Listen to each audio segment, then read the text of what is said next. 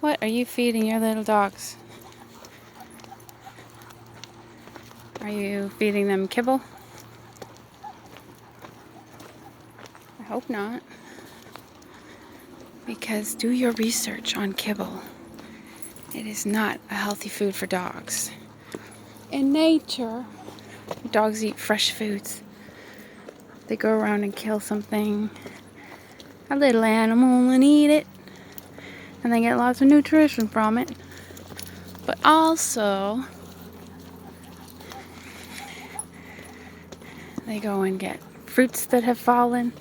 They go and dig up some vegetables or some little greens they can eat. They enjoy fresh foods, kind of like humans do.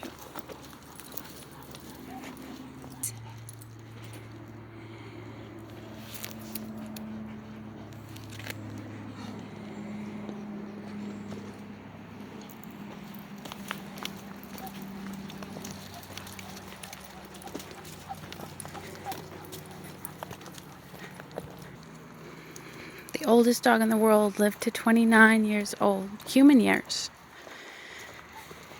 And what did that dog eat?